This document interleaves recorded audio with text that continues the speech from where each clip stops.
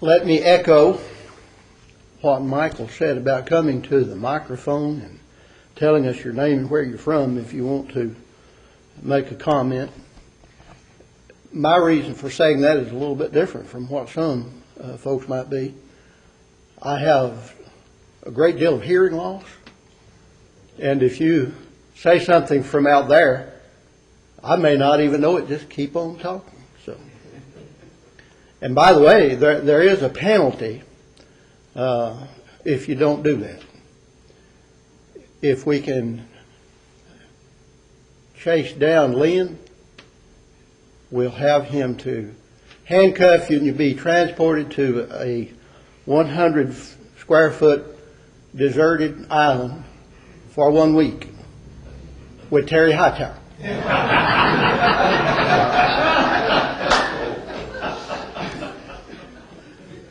Let me tell you how I'm going to deal with this.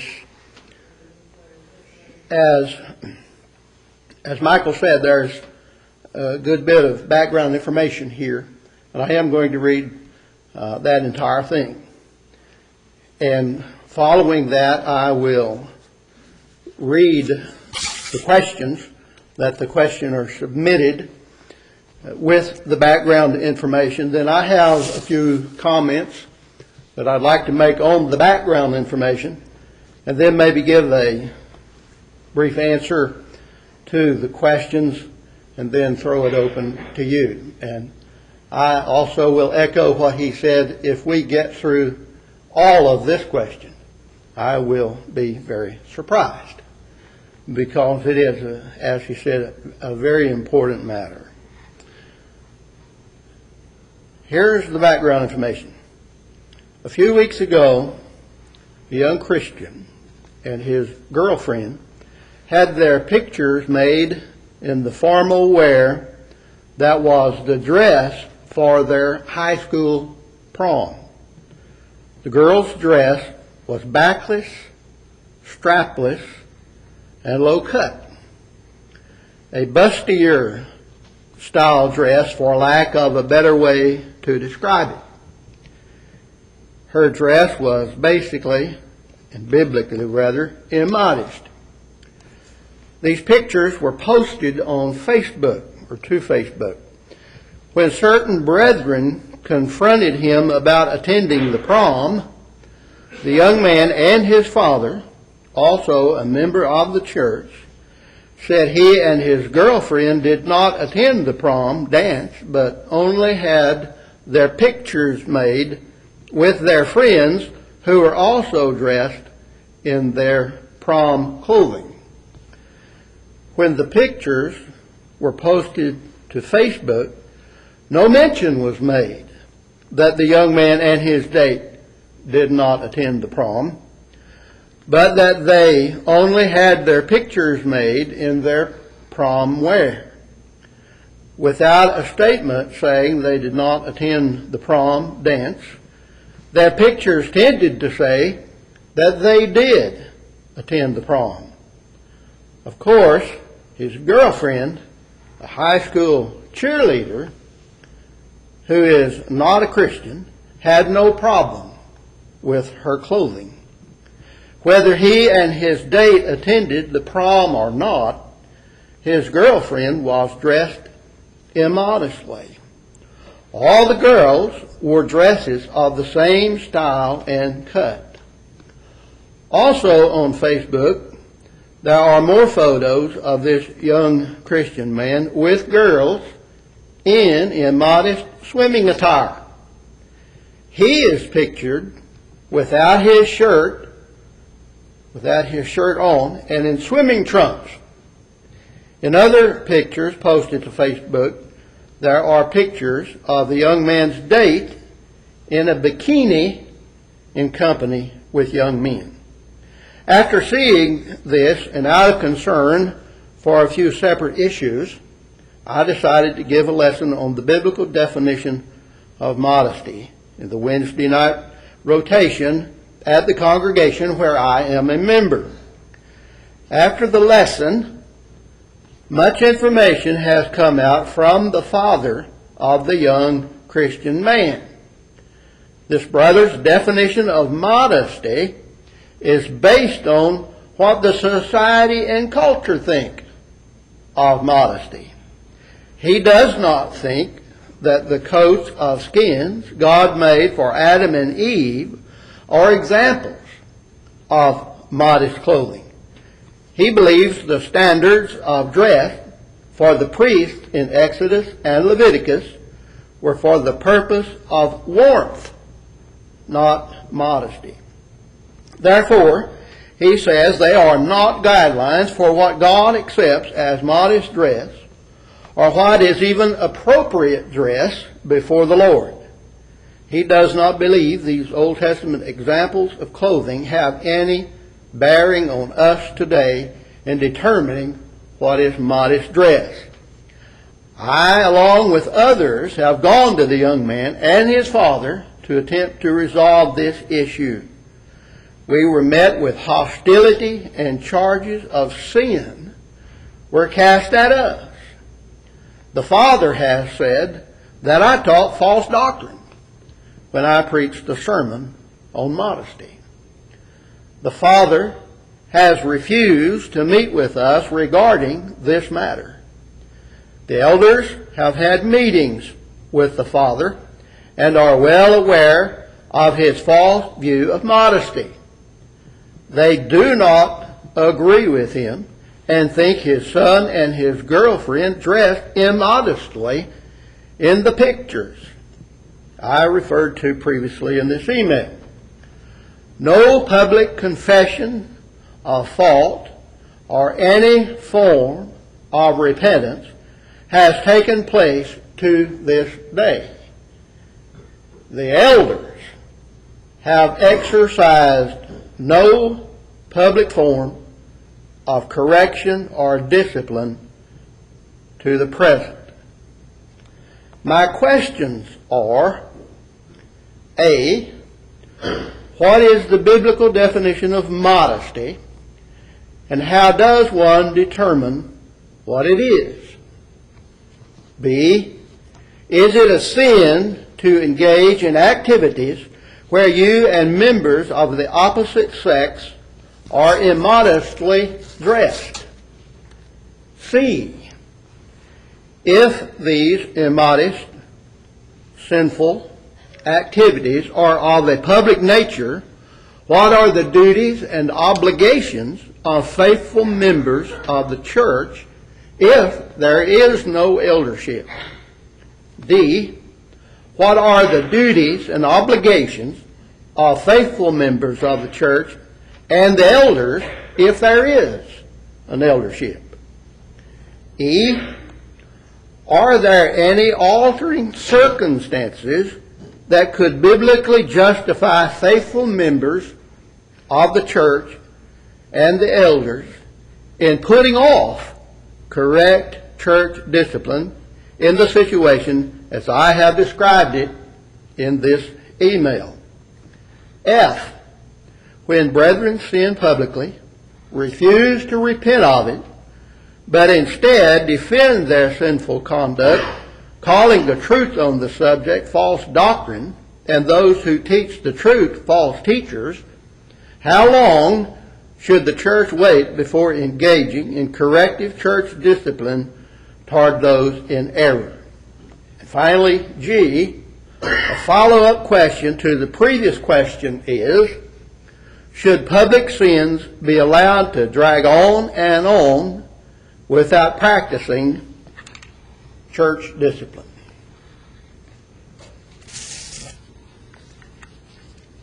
There are a lot of things in that situation that are of grave concern. One of the things that comes to my mind first is that this is not an incident that is all that rare. The particular situation and the circumstances surrounding it have their own specific matters, but this kind of thing is not something that just happens once in a great while. In fact, I have known young people, members of the church, whose families allowed them to attend the prom. We had one sister in the congregation where I preached who brought the pictures that her daughter had taken at her prom and showed them around to all of the ladies in the congregation. Very proud of it. So it's not a situation that we've never heard of before, and it's likely pretty frequent now. There are at least 4 parties in this matter that are a real concern to me. And that is, aside from the fact that it's a real concern to the cause of Christ generally. But number one, I'm concerned about this young woman. And what impression is she going to have of a young man, a member of the church, who has no problem with his date dressing like that, and leaving an impression. Whether or not they had actually attended the prom or not makes no difference to me. The impression is left that they did, or that it would be okay.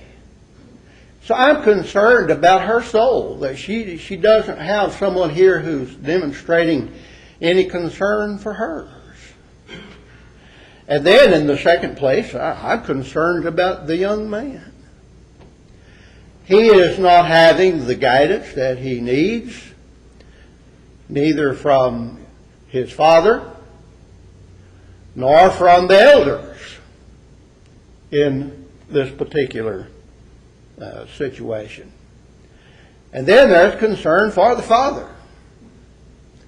He has some serious problems. I think of his statement here that the definition of modesty is based on what the society and culture think of modesty. And of course, those of us who know the truth and who think even a little bit logically are going to understand the real serious problem with that.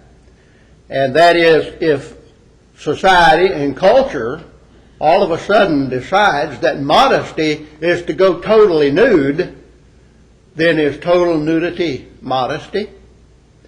And not only that, if it is, then to wear clothes would be immodest. And so this father has a real problem with that. And this is the kind of thinking that a lot of people engage in now, and it's the standard of morality that some people have. People have this idea somehow today that truth on moral issues can be both objective and relative. That is that, well, yeah, this is the standard, all right, but the standard can change based not on an individual. Now, he's not subjective in that he says each individual makes up his mind for himself, but apparently he is relative in that the group can decide, or society can decide, what's modest and what's immodest. And that makes his concept of morality a matter of relativism. So that is a great concern. But this idea also that he expresses, that the coats of skin that God made for Adam and Eve, those are not examples of modest clothing, he says, but rather they were made by God for Adam and Eve for the purpose of warmth.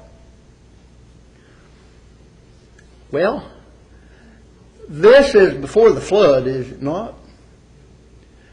And my understanding of the conditions of the world, whether they're in the garden or on the outside of it, is it's a moderate climate. And not only that, they've already been going around totally naked until they made the the aprons of the fig leaves, recognizing that they are naked before God. So to say that God made those coats for Adam and Eve for warmth is absurd. And he makes the same argument regarding the attire for the priests in Exodus and Leviticus. Well, my question concerning that would be, if it is the case that the attire for the priests were not done for modesty, by the way, read Exodus 20:26. He would have a real serious problem with that. For that verse states very specifically, when those priests went up on that altar, that they were to be attired in such a way that their nakedness would not show. Now that's not for warmth. But even if God had designed the attire for the priests to be something that had to do with warmth rather than modesty, why didn't he design them two sets of clothing? One for the wintertime, when it was cold, and then tell them, well, you can go without a shirt and wear swimming trunks in the summertime. His argument about that is just ridiculous. It is completely false. So we have some concerns about this father as well. But where's the real concern? In the four parties that we're really, really concerned about, it's with these elders. The elders heard the sermon that the brother preached. Unlike the father, who claimed that this was false doctrine, they said it's right, it's true. They had the meetings with the Father and the Son. They know the truth about it. They didn't do anything. The very last sentence says the elders have exercised no public form of correction or discipline to the present. And if I understand the situation as we read it here, there has been ample meetings with the Father and the Son to have taken some action here. Of course, I can't say that definitely for sure because I don't know who this is. I don't know the particulars of the situation, have no desire to know those kinds of specifics. But it certainly seems as though that is the case. So what about then these questions that are raised here? And I won't go into these with a long answer because I really do want to give you a chance to make your comments about this, and I know that you'll have some good things to say. But the first question was, what is the biblical definition of modesty, and how does one determine what it is? Well, first of all, I would say that the Father has rejected a good portion of it. Because when God gave this attire to the priests, we know how it covered them from the shoulders down to the knees. And my question would be, who were these men? They were the priests of God. Who are the priests of God today? Us, isn't it? Sure. So how anyone can say this has nothing to do with the definition of modesty is just beyond me. But then when you read the description in Exodus 28, verses 40 through 43, we won't take a long time to read that, but you know what it says, I'm sure, and can read it later too and look at it, because we want to kind of move along here. But in 1 Timothy 2, 9 and 10, of course, the Apostle Paul points out that women are to adorn themselves in modest apparel, so on and so forth. But the passage that really comes to my mind in respect to this is 1 Peter 3. And let's look at about the first 5 verses here. Likewise, you wives, be in subjection to your own husbands, that, if any obey not the word, they also may, without the word, be won by the conversation of the wives, while they behold your chaste conversation, that is, your chaste life, of course, coupled with fear, whose adorning, let it not be that outward adorning of plaiting the hair and of wearing of gold or putting on of apparel, but let it be the hidden man of the heart, in that which is not corruptible, even the ornament of a meek and quiet spirit, which is in the sight of God of great price. For after this manner in the old time the holy women also, who trusted in God, adorned themselves, being in subjection unto their own husbands. One of the primary points that I get from what Peter writes there is what is modest in attire is that which does not draw undue attention to oneself. I will absolutely guarantee, because even though I had a birthday yesterday, as you know, and I'm not a spring chicken anymore, I remember what it was like to be a teenager. And I was a teenage boy. And I can assure you that a young lady dressed as is described here would have been a stumbling block for most teenage boys. It was not modest apparel that she was wearing. That is one of the great ways to determine what modesty is. In fact, Matthew 5:28 came to my mind immediately, that we're not to look on woman to lust after her. And while this is not the only matter that has to do with what is modest attire, it's certainly a part of it that one is not to dress in such a way that they would cause lust in one of the opposite sex. So, I'm probably taking more time here than I should, so let's move on to the next one. Is it a sin to engage in activities where you and members of the opposite sex are immodestly dressed? Yes. Yes. Abstain from all appearance of evil.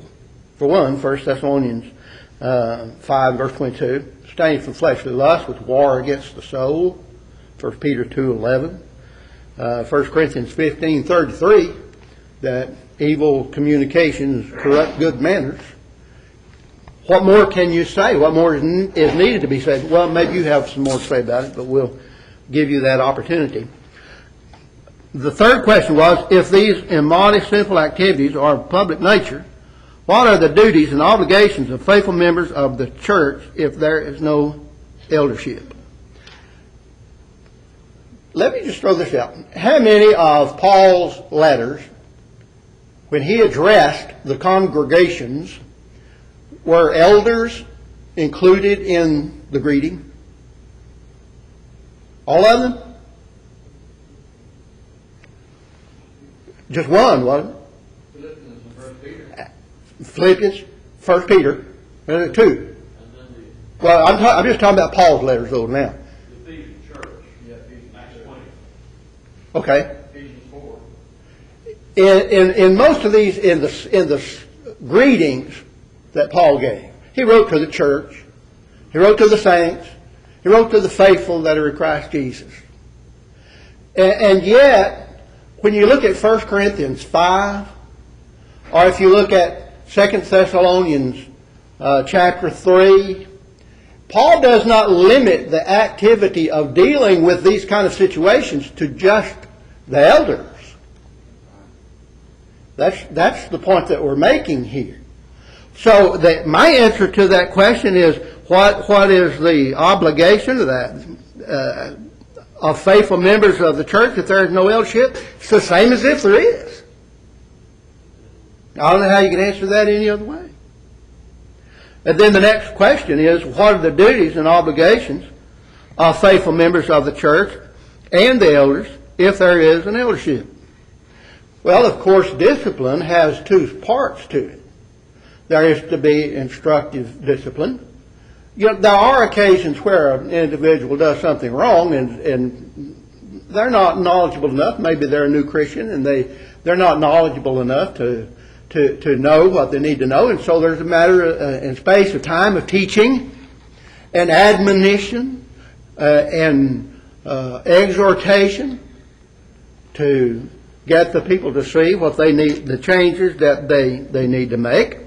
And then when it's time for the instructive discipline to come along and the withdrawal of fellowship, as Paul commands there in 2 Thessalonians 3:6, or as he addresses in 1 Corinthians 5, then the obligation of the elders is to take care of that matter, and the obligation of the members is to honor that withdrawal of fellowship. They have to do as the elders have led, correctly so, in those kind of situations. If they don't, then the withdrawal of fellowship, it doesn't do any good. It just won't work.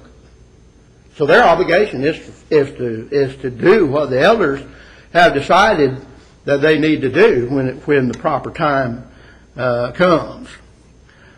F, the next to last question. Well, E first. We have skipped one. Are there any altering circumstances that could biblically justify faithful members of the church and the elders in putting off correct church discipline in the situation as I have described it in this email? Not that I can see.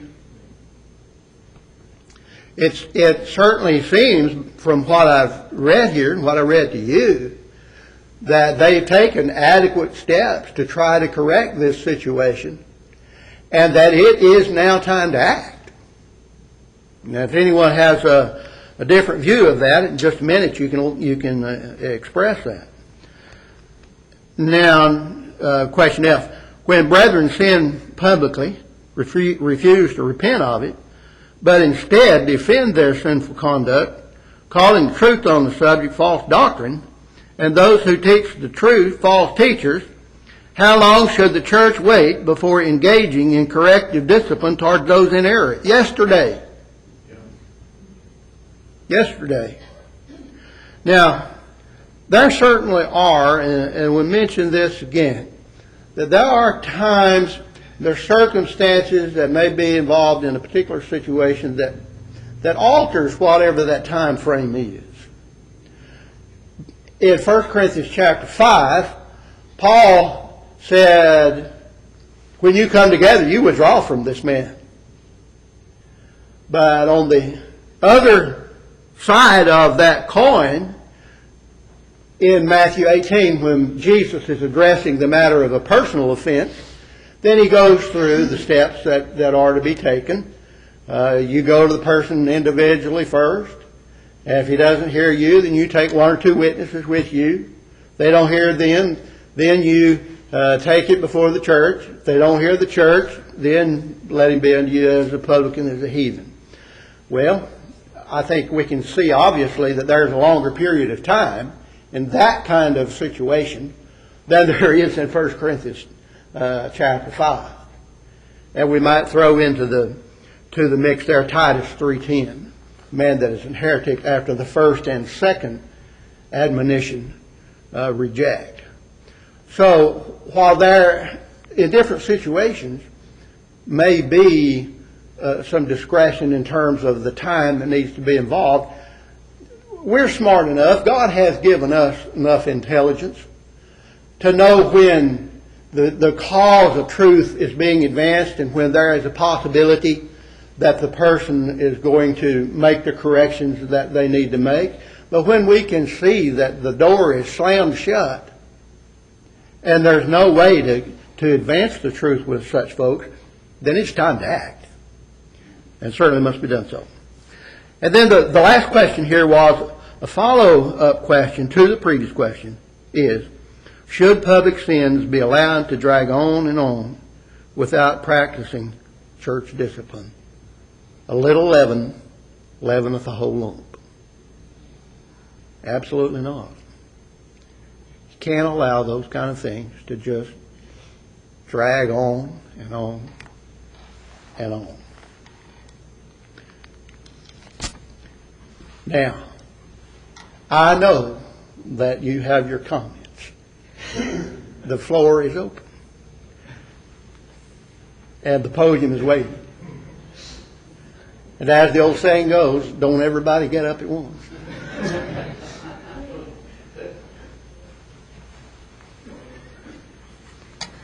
Skip Francis from Liberal, Kansas. I substitute teach in the school system. And I spent several of my last assignments this year during the last couple of weeks of school at the high school. I know from listening to them talk about it that the cost of prom clothes is very expensive. I kind of feel like this father is either deluded because he's self-deluded, or deluded because he's listening to his son, or there's something else going on. Because no teenager that I know of would go to the expense of purchasing prom clothes and then not go to the prom. Absolutely. But I have to also make another comment, and that's regarding culture. If culture establishes the standard of modesty, then culture establishes the standard of morality. If not, why not? Why did God destroy Sodom and Gomorrah if their culture said that was acceptable behavior and culture is the standard? That's right. Exactly true. One more quick question, I'll be done. As you pointed out, the Lord said if a man looks at a woman to lust after her in his heart, he committed adultery in his heart. I think one of the points that I've made several times in my own congregation, and that is the fact that God addresses the man there. He doesn't address the woman, and he does it for a reason. Yeah. Being a man and having been a teenage man, if you will, I can attest to the fact that men are far more affected by appearance than women are. Even though the teenage girls will probably argue with that nowadays. Well, I know that. And I have recommended in congregations I've been at that if you're going to go shopping for your teenage daughter for clothes, let dad be the judge of what's modest and what's not. Because I've seen a lot of moms got affected way too much by what their daughter wanted and by the standards of the day. Britney Spears and Madonna and Lady Gaga are not the standard. No. Thank you, Skip. Gary Summers, Winter Park, Florida. In regard to society being the standard, if that's the case, what good is Romans 12:1 and 2? No. Be not conformed to this world. If they are the standards, what is Paul writing when he says that? But you don't have to wait till society demands no clothing. What about nudist colonies? Would it be okay to visit there? Yeah, that's true. There are plenty of those around the country. And as you said, Adam and Eve weren't wearing clothes before. Did it suddenly turn cold?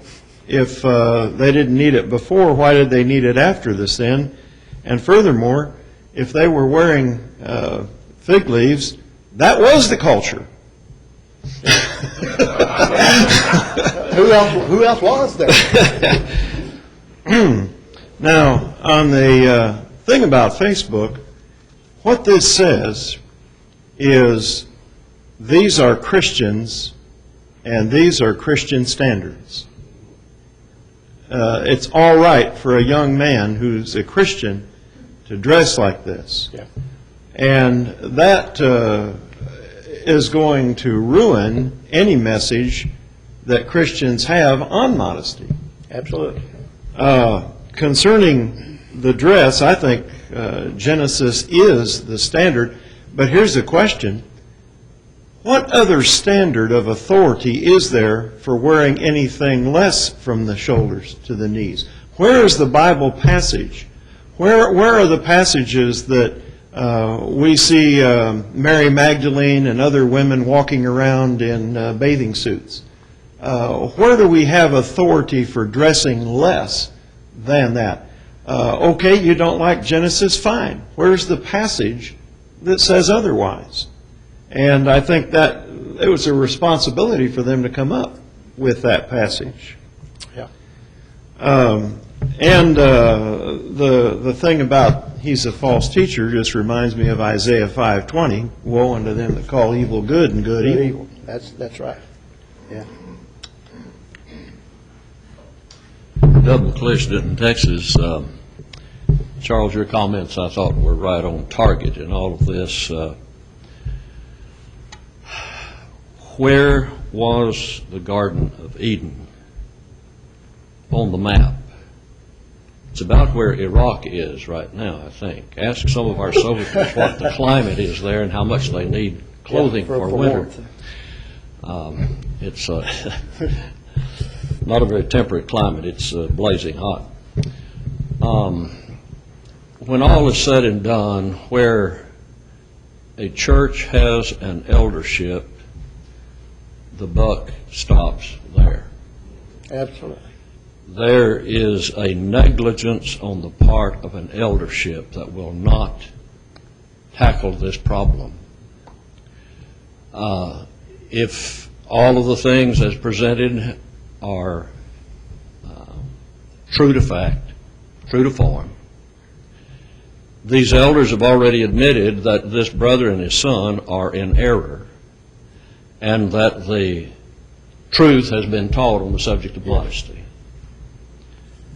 They've brought the two parties together, and the two parties cannot be reconciled. The brother will not repent, but he justifies his son. Sooner or later, when a problem such as this continues to be swept under the rug is going to burst. Yep. There's going to be a real problem in that congregation if that's not solved. You have faithful brethren having to put pressure on elders to do their job, is what it amounts That's to. what it amounts to. And Acts 20 and 28, elders are to take heed unto all the flock, as well as to themselves, to oversee it, to feed it properly. And I know that probably what Paul is addressing there is a false teacher that might arise among the elders, but why not moral problems too can arise among the elders, and they allow them to fester. And then you have, in connection with the qualifications of elders in Titus chapter 1, they're men who must be able to exhort in the sound doctrine, and to confront, correct, reprove the gainsayer. And this is not happening here. And the father is in that position. That's the real tragedy of this. These elders are neglecting their responsibilities, I think.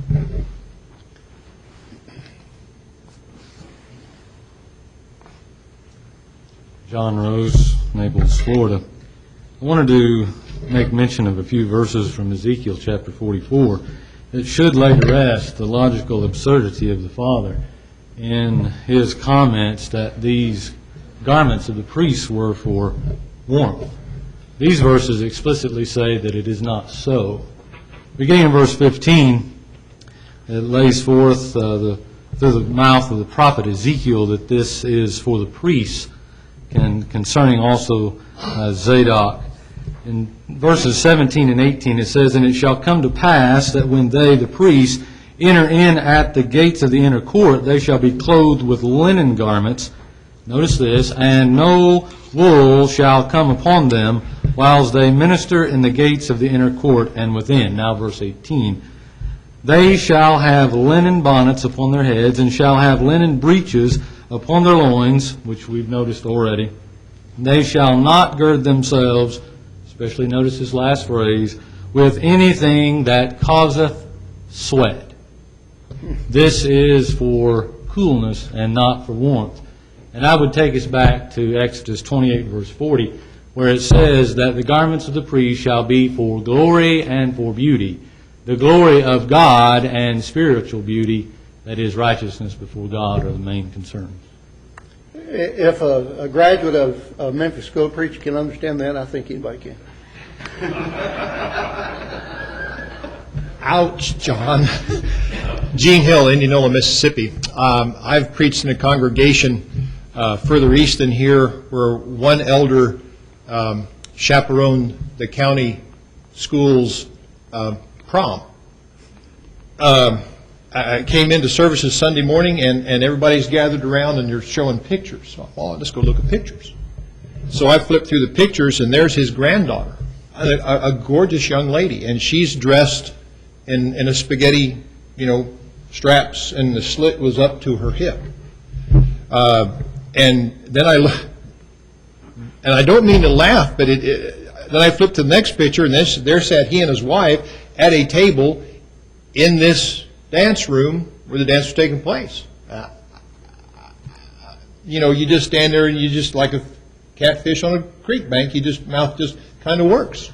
You can't say anything. You're just so stunned. Now the other elder had his daughter went. Now this particular the city school, they had a promenade before the dance itself. People showed up, got their pictures taken, they paraded around the floor, and then I think they had a little refreshments, and then the dance started. Well, his daughter was dressed in a formal gown. It was modest. It met the definitions of what we've talked about. I guess my wife would call it cap sleeves. I don't know why you call it cap sleeves, but the sleeves came down to here. It was a completely covered top. The neck was high, as I remember. It wasn't skin tight. It was. She could have worn. Now, if she wore that to services, you'd snap it because it was a formal dress. It would not have been appropriate under those circumstances. Yeah, if she walked into burqa, it would likewise cause a problem. But she invited her friends to their house immediately following the promenade and refreshments to have a prom party at their house. Did not attend the dance. I had as far as the modesty thing goes, how long can a man's hair be before it stops being modest? I don't know, but let me look and I'll tell you. Okay.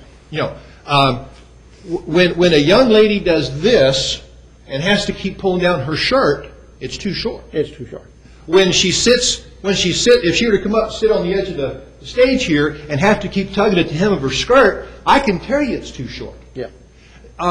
If when the plate is being passed for the Lord's Supper and the sister leans over with one hand to get the tray and the other hand she does this and she's covering up her I'm telling her neckline is too short. Now, some things are judgment, and I think we understand it when we see it. I've always said I'd love to have a daughter. And Brother Tarbett, she'd date by the time she was maybe 35. Thank you, Gene. Don Tarbett from Denison, Texas. I just want to say a word about what takes place at these proms. Several years ago, I was in a congregation. I had a law officer in the congregation. He said, "You show me where the dance is, I'll show you where the alcohol is." Yeah. Several years ago, I met a real nice young lady. We visited and talked and became acquainted pretty well. She confided in me that twice in her life she committed fornication. She said both times it followed a dance. Yeah. About a week ago, we heard on the news that some school, I think it was in California of all places, they were having so much problem with girl pregnancy that they were trying to invade the school with some kind of a program, sex education, perhaps furnishing some things to keep them from getting pregnant. But the reason they went to that school was because they had a very high rate of pregnancy that began around the prom season. Well, as I think Brother Summers has said, this problem with immodesty is just a symptom of the immorality. And the problem with the elders, that's the thing here that really says to me that in the church, we've got a leadership problem, and that needs to be corrected.